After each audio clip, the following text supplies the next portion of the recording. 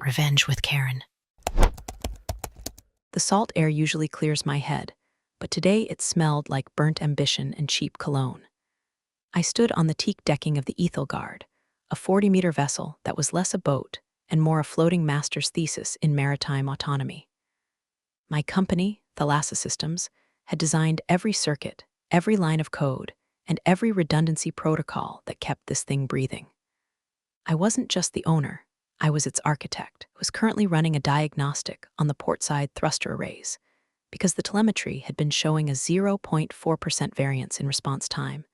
And in my world, 0.4% is the difference between a perfect docking and a lawsuit. I was wearing my working gear, a pair of faded Navy coveralls I've had since my days terminating fiber optic cables in freezing shipyards in Norway, and a beanie that had seen better decades. No makeup, hair in a messy bun that screamed deadline mode rather than gala ready. To the untrained eye, I looked like I belonged in the bilge. To anyone who actually mattered in this industry, I looked like the person who signed the checks. Then I heard him. The thump of heavy footsteps on the gangway, followed by a voice that sounded like it had been dipped in trust fund money and dried with a lack of consequences. Jesus, it smells like diesel and desperation out here, the voice boomed. It was Brent the boy king, the 26-year-old son of the venture capital titan, whose firm held a significant, though minority, stake in my company. Brent, who thought equity was just a fancy word for allowance. He came bounding onto the aft deck, sunglasses worth more than my first car perched on his nose, holding a half-empty mimosa despite it being 8:30 in the morning. He stopped when he saw me kneeling by the access hatch, a tablet in my hand. Didn't look at my face. He looked at the coveralls. He looked at the grease smudge on my cheek. Hey, he snapped, snapping his fingers. You, cleaner, whatever. I didn't look up immediately. I finished the code injection on the tablet, watched the green verification light blink, and then slowly rose to my feet. Can I help you, Brent? He blinked, clearly not recognizing me. To him, I was just background texture, an NPC in the video game of his life. Oh, know my name? Good. Listen, the cleaning crew was supposed to be gone by 8. I have investors coming at noon. I need this deck spotless. And get me a fresh towel while you're at it. This humidity is making me sweat like a pig. He tossed a dirty rag he'd evidently picked up from a railing right at my chest. It hit me with a soft, wet thud and fell to the deck. Now, before I tell you how I disassembled this man's life, do me a quick favor. If you enjoy stories about corporate heirs getting absolutely wrecked by the people they underestimate, hit follow button. It fuels my cold, calculating heart. I looked at the rag. Then I looked at Brent. Get off the boat, cleaning ladies only. He shouted, laughing at his own wit as he turned to look at a blonde woman who had just boarded behind him.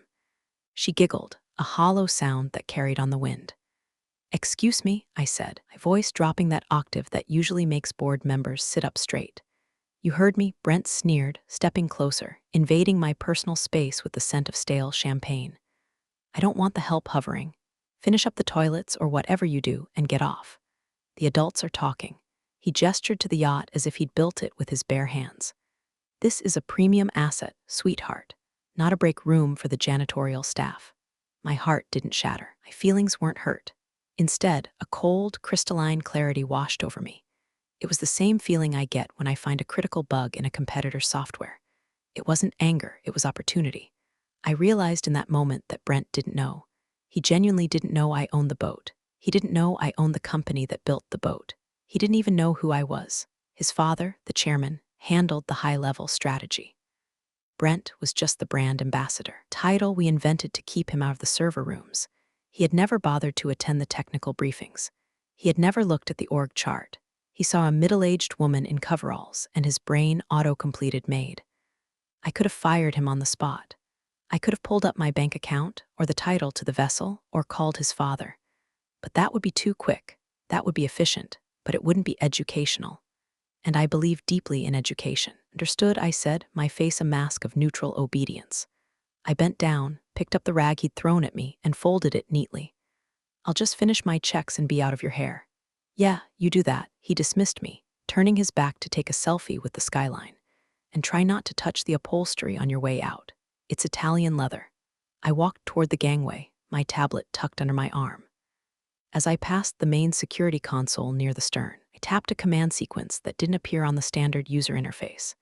It was a ghost log, a subroutine that records audio and video from every sensor on the ship, storing it in a partition that only I could access.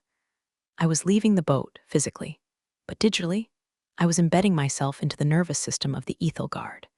"Nice fit, babe," I heard him say to the blonde as I stepped onto the dock. "My dad practically gave me this boat. I run this whole harbor now." I stopped on the wood planks of the pier, looking back at the gleaming white hull of my creation. He thought he ran the harbor. He thought he owned the boat. He was about to learn that you don't insult the person who holds the remote control. I walked to my car, a sensible sedan parked between two Ferraris, and sat in the driver's seat. I opened my laptop and watched the live feed from the salon camera. Brent was already spilling his mimosa on the very Italian leather he'd warned me about. Let the games begin. To understand the depth of the grave Brent was digging for himself, you have to understand the paperwork. And I know paperwork sounds about as sexy as a root canal, but in my line of work, the fine print is where the bodies are buried. 6 months ago, Brent's father, Richard, sat across from me in a glass-walled conference room in Seattle. Richard is a shark. He's an old-school shark. He understands leverage. He wanted a flagship vessel to show off the VC firm's portfolio. He wanted the Ethelgard to be the face of their maritime investment division. Specifically, he wanted Brent to have a project. "He needs responsibility, Yvonne," Richard had said, looking tired.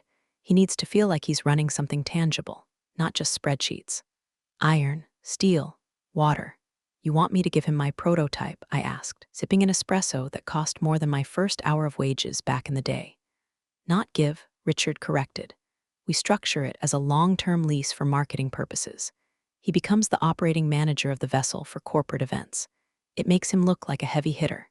It's good for the firm's image, and frankly, it keeps him out of the actual office where he breaks things." I had paused. I knew Brent. I knew he was a liability wrapped in a polo shirt, but I also knew that Thalassa Systems needed the VC firm's next round of funding to expand into the Asian market. "Fine," I said, "but the title stays with me. The insurance stays with me, and the systems administration, that stays with Thalassa. He gets user-level access. He can steer, he can plan parties, he can dock, but he doesn't touch the root code." Richard had waved his hand dismissively. He doesn't know code from calligraphy, just wants to blow the horn and host cocktail parties. It's a deal. We signed the papers. The document was 80 pages long. Page 72, paragraph 4, subsection C, contained a clause I had inserted personally. It was the owner override protocol. It stated that in the event of misuse, safety violations, or reputational damage, legal owner me retained the right to assume immediate and total control of the vessel's navigation and operational systems, remotely or on-site, without prior notice. Richard didn't read page 72. He just wanted his son out of his hair. Brent definitely didn't read it. He just saw the shiny keys. Back in the present, I sat in my home office, a room lined with monitors that looked more like NASA mission control than a study, pulled up the legal scans. Brent thought the boat was a gift. He told everyone it was his personal yacht. He posted it on Instagram with captions like #selfmade and #bosslife. He didn't realize he was essentially driving a rental car where the landlord could kill the engine if he smoked inside. On my screen, the Ethelgard's internal systems were humming. I could see the fuel levels, the battery charge, the freshwater tank status. Thanks to the ghost log I initiated earlier, I could hear everything happening on the bridge. "Dad just doesn't get it." Brent's voice came through my speakers, crystal clear. He was pacing the bridge, talking to someone on speakerphone. "Yvonne is dead weight. She's old tech. Who cares about redundancy protocols? We need Flash. We need AI integration. We need to pivot." I leaned in. Pivot. The favorite word of people who have no idea where they're going. "I'm telling you." And Brent continued, presumably talking to one of his frat brothers who had failed upward into finance. "I'm going to push her out. The board loves me. The demo next week. I'm going to present a new vision, my vision. And once I show them how much money we're wasting on her safety standards, she's toast." My fingers hovered over the keyboard, so that was it. It wasn't just disrespect. It was a coup. He wasn't just treating me like a maid. He was actively plotting to remove me from the company I built from a garage startup into a global leader. He was going to use my boat, at my demo, to convince my investors that I was obsolete. I looked at the grant admin access button on my screen. I could lock him out right now. I could turn off the lights, lock the cabin doors, and blast polka music over the PA system until he cried. But that was reactive. That was emotional. Devon doesn't do emotional. Yvonne does strategic demolition. He wanted to present a new vision at the demo. Fine. I would make sure he had the most memorable demo of his life. I opened a terminal window and began typing. I wasn't just watching anymore. I was preparing the stage. If he wanted to play captain, I was going to let him. I was going to let him sail right into the middle of the ocean, metaphorically speaking, before I pulled the plug. I checked the guest list for the upcoming event. Top-tier tech bloggers, 2 senators, the entire board of directors. Perfect. The audience for his execution would be standing room only. Over the next 3 days, I became a ghost in my own machine. I didn't step foot on the Ethelgard, but I lived there. Through the high-definition security cameras and the bridge microphones, I watched Brent turn my masterpiece of engineering into a floating fraternity house, hosted a pre-launch brunch that involved 3 crates of champagne, and a DJ who seemed to think bass was a substitute for talent. I watched as ash from his cigars drifted onto the teak, my hand-oiled teak.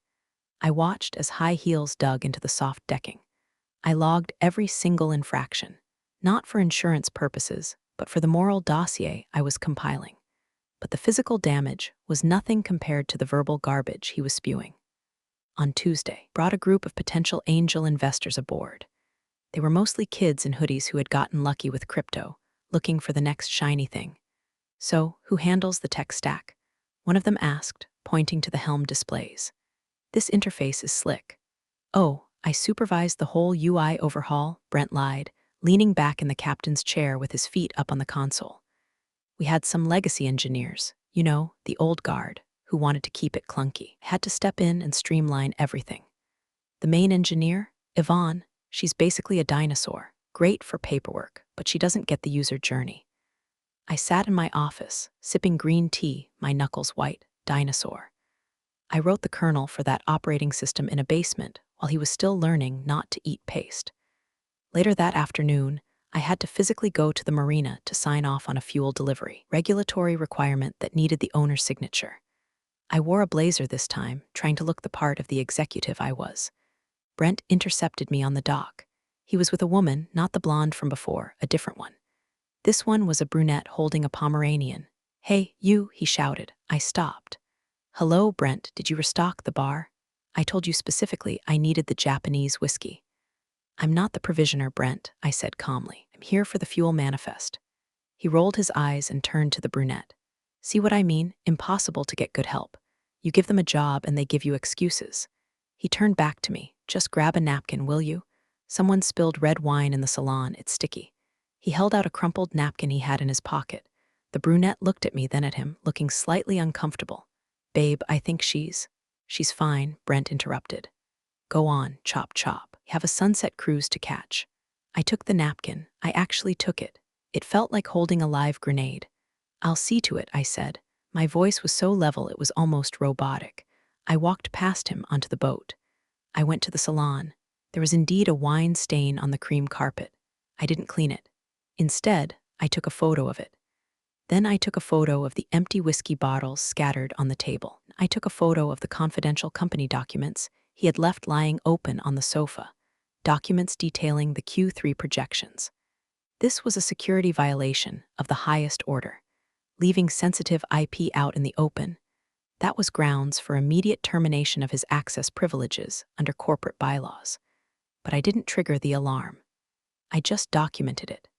As I was leaving, I ran into one of the older investors, named Mr. Henderson. He had known me for 10 years. He looked at the napkin in my hand, then at the chaotic salon, then at me. "Yvonne," he said softly, I apologize for the atmosphere. Richard's boy is spirited. He's certainly that," I said. Are you letting this happen?" Henderson asked, his eyes shrewd. He knew me. He knew I didn't tolerate incompetence. I smiled. It was a small, dangerous smile. "I'm just letting the data accumulate, Arthur. I believe in a large sample size before making a decision." He nodded slowly. "I see. Well, I'll make sure to wear a life jacket to the demo on Friday."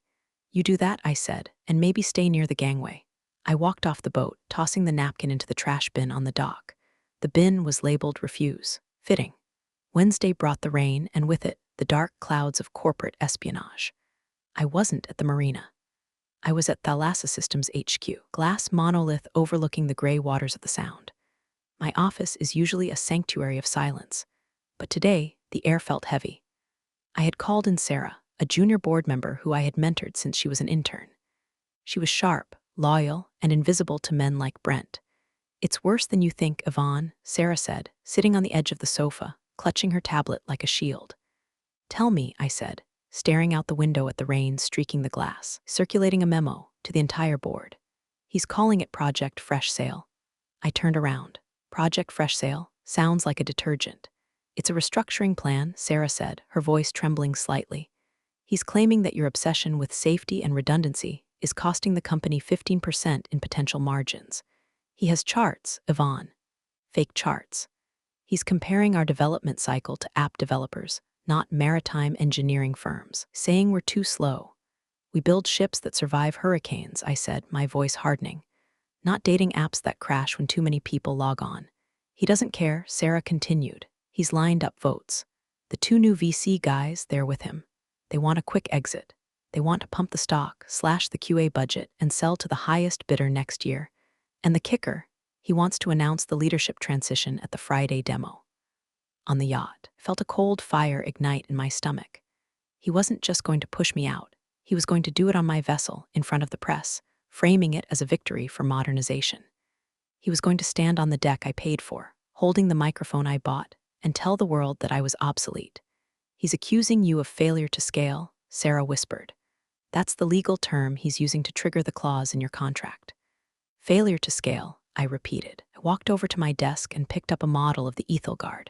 "He thinks scale is just making things bigger and faster.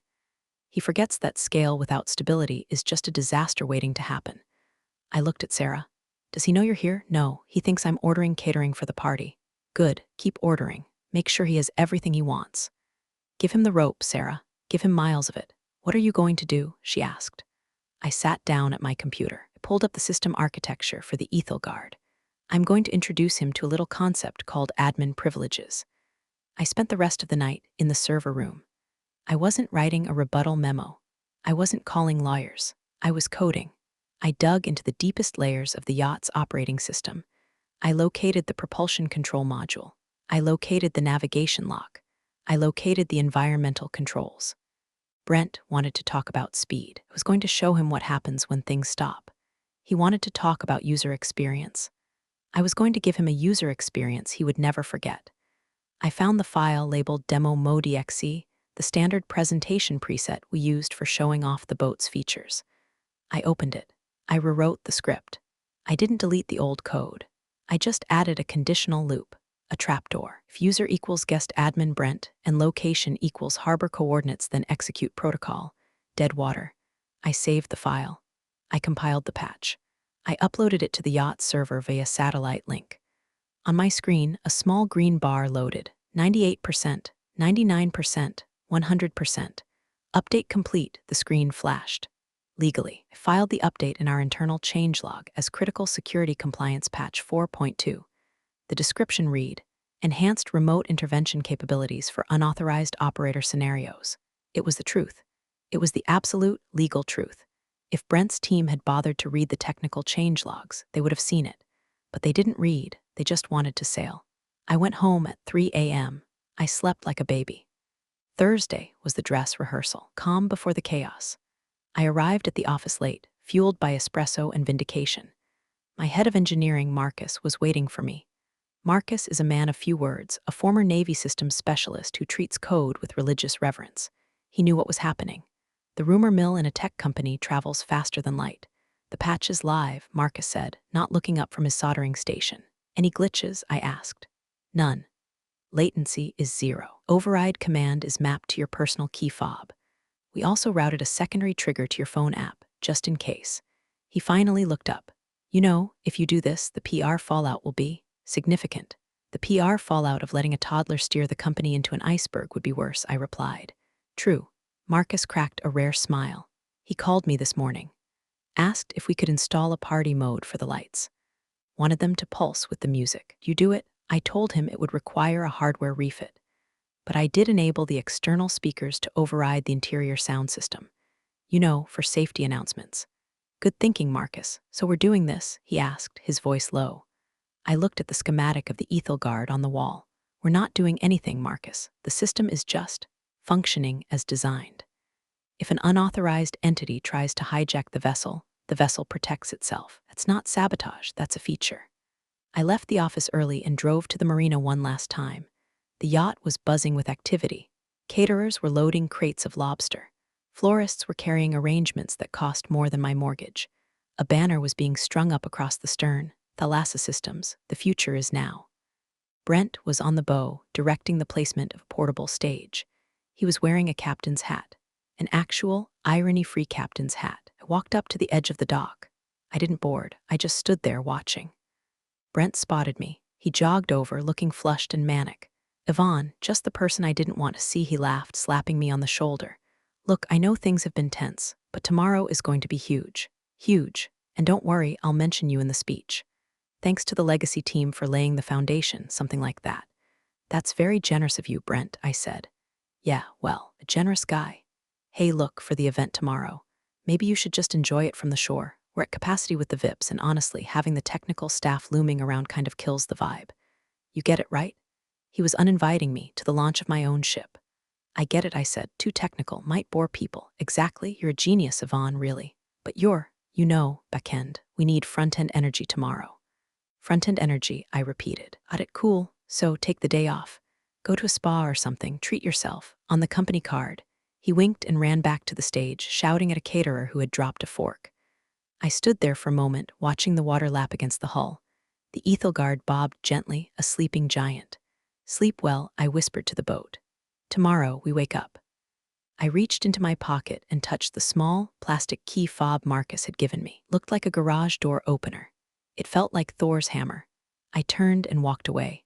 I didn't go to a spa. I went home and laid out my outfit for tomorrow. Not coveralls, not a blazer. I chose a simple black turtleneck and dark jeans. Steve Jobs meets a cat burglar. I wanted to disappear until the moment I made everyone see me. The stage was set. The actors were in place. The script had been rewritten. All that was left was for the curtain to rise. Friday noon. The sun was high, the sky was a perfect, innocent blue, and the marina was swarming with the kind of people who use the word synergy unironically. I arrived 20 minutes after the start time. I parked my car at the far end of the lot and walked past the rows of luxury vehicles. I could hear the music before I saw the boat, a thumping, generic house beat that vibrated in your chest. The Ethel Guard looked magnificent, I had to admit. It was gleaming white, decked out in flags and banners. A red carpet led up the gangway. Security guards with earpieces checked names on iPads. I walked up to the checkpoint. The guard, a burly guy named Mike who I'd hired 3 years ago, looked at me, then at his list. Miss Yvonne, he said, lowering his voice. You're not on the list. I know, Mike, I said, keeping my face blank. Brent's oversight. I just need to check the aft cabling before they cast off. Safety protocol. Mike hesitated. He knew who signed his paycheck, but he also knew who was currently screaming into a microphone on the deck. 5 minutes, Mike said, stepping aside. Stay out of the camera angles. You're a gem, Mike. I slipped on board. The deck was crowded with beautiful people holding champagne flutes. The air smelled of expensive perfume and ozone. I weaved through the crowd, invisible in my black outfit. I was the shadow in their bright, shiny world. Found a spot near the rear winch controls, partially obscured by a stack of speakers. From here, I had a clear view of the makeshift stage on the upper deck. Brent was holding court. He had a microphone in one hand and a glass of scotch in the other. He looked flushed, sweaty, and ecstatic. Welcome, everyone, he bellowed, his voice echoing off the neighboring hulls. Welcome to the future of Thalassa Systems. Applause rippled through the crowd. The 2 new board members were clapping the loudest, nodding like bobbleheads. For years, Brent continued, pacing the stage. This company has been great. But great is the enemy of legendary. We've been too safe, too slow, too focused on what can go wrong instead of what can go right. I watched the crowd. A few of the engineers in the back looked uncomfortable.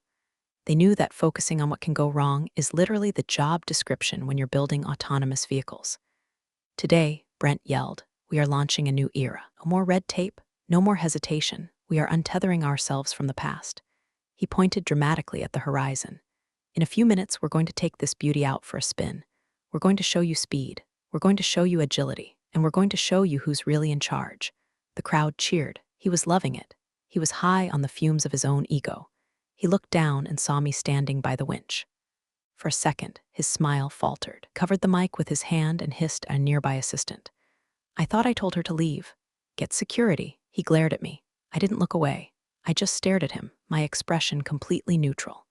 It was the stare of a scientist observing a lab rat running towards the cheese, unaware of the electric grid beneath its feet. A security guard started moving towards me. "Ladies and gentlemen," Brent shouted, drawing attention back to himself. "Let's get this party started. Crew, prepare to cast off."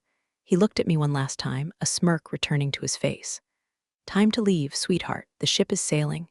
"Yes," I murmured to myself, my hand closing around the fob in my pocket. "It certainly is." I stepped back onto the gangway, moving with purposeful slowness. The guard stopped, seeing I was leaving voluntarily. "Bye now." Brent laughed over the PA system.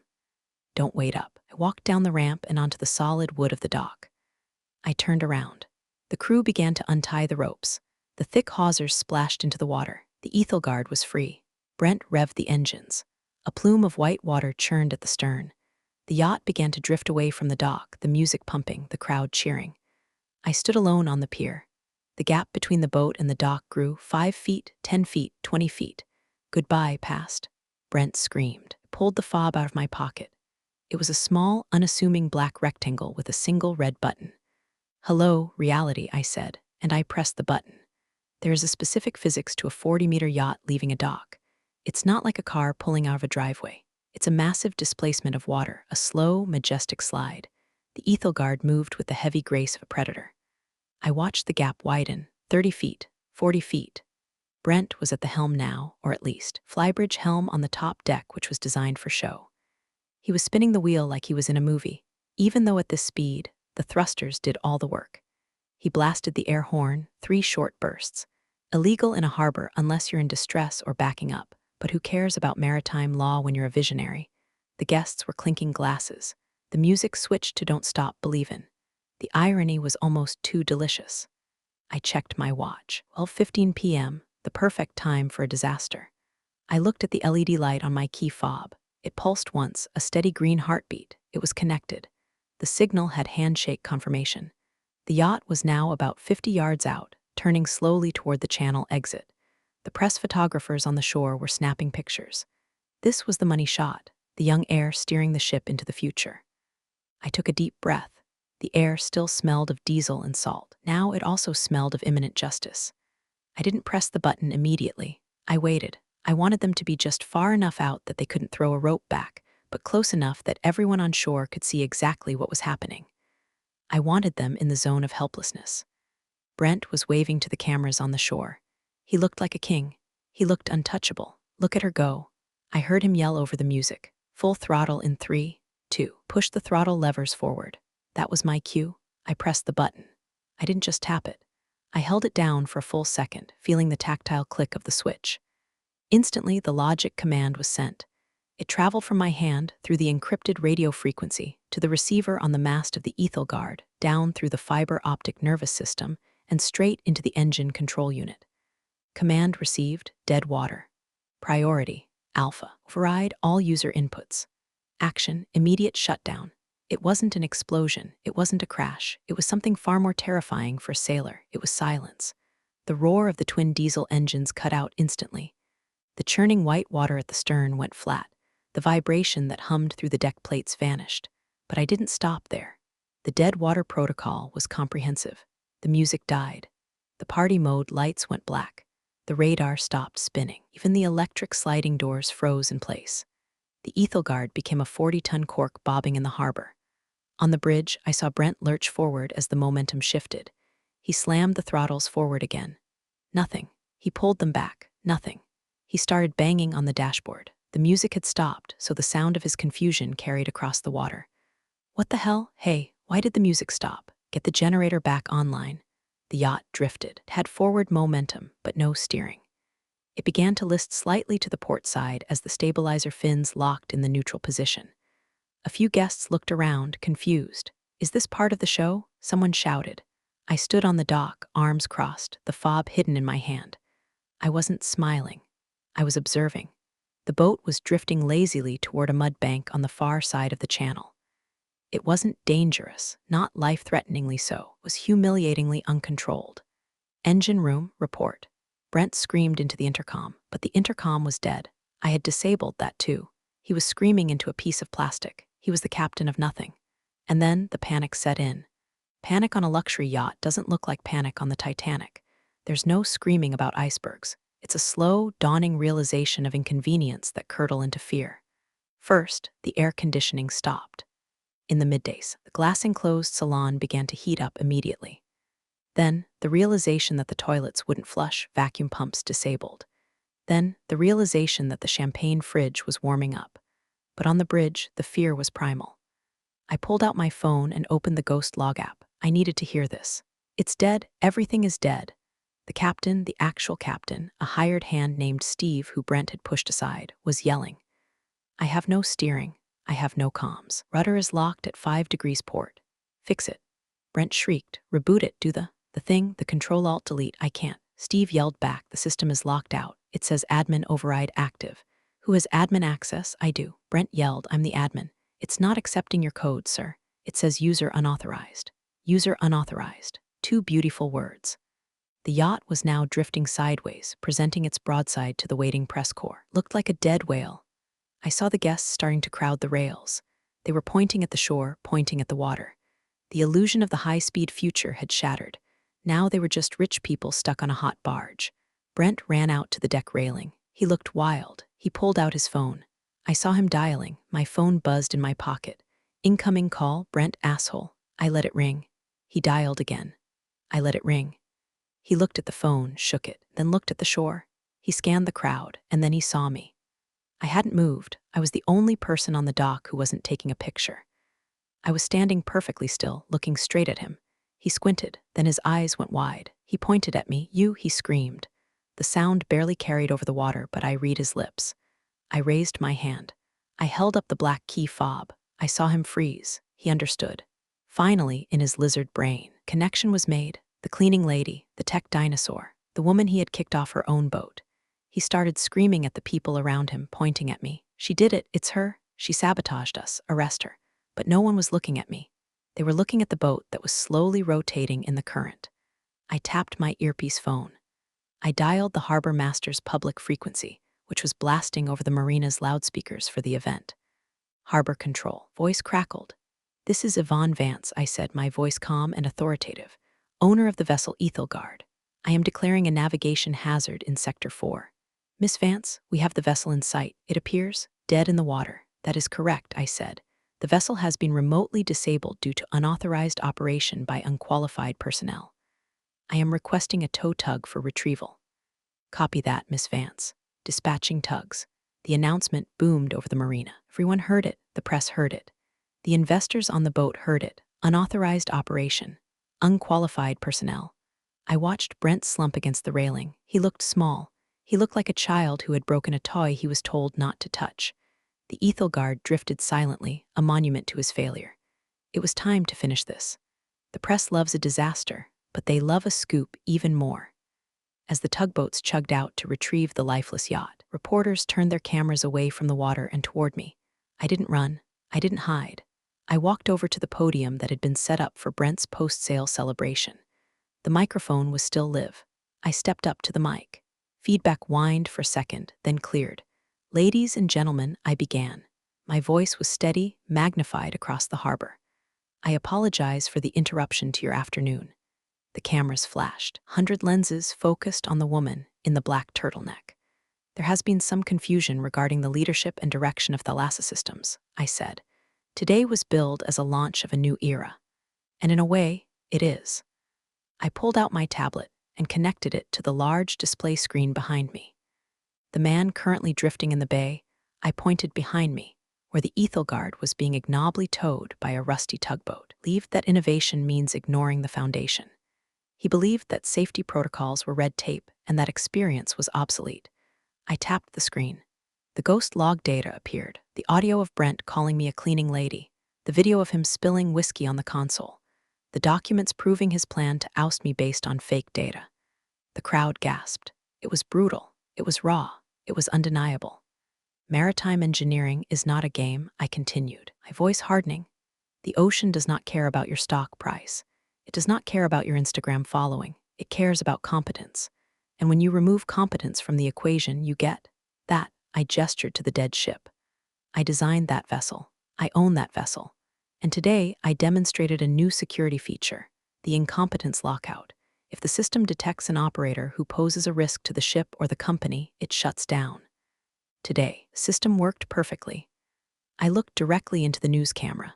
To the board of directors currently sweating on that deck, you have a choice. You can back the visionary who forgot to check if he had admin access, or you can back the engineer who holds the keys. I held up the fob one last time. I'll be in my office. We have work to do. I dropped the mic. Literally, it made a satisfying thud. I walked away. I didn't look back at the boat. I didn't look at Brent. I later heard was crying as the tugboat hauled him in. The aftermath was swift. By the time the Ethelgard was docked, the video of my speech had gone viral. The incompetence lockout was trending on Twitter. Brent's father, Richard, called me at 6 p.m. You embarrassed the firm, he said, his voice icy. Your son embarrassed the firm, I corrected.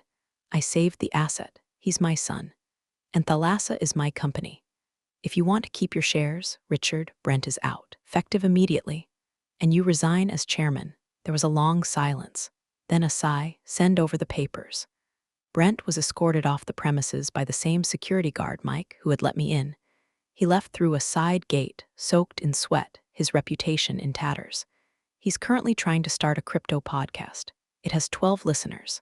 I'm back at the helm. The Ethelgard is currently undergoing a deep clean. Getting the stain of mediocrity out of the carpets takes time, but the system is secure. The course is set. And the captain? She's right where she belongs. Some lessons only show up after the emails stop and the lights go out. This one was worth staying late for. Thanks for sharing the moment with me. See you in the next story.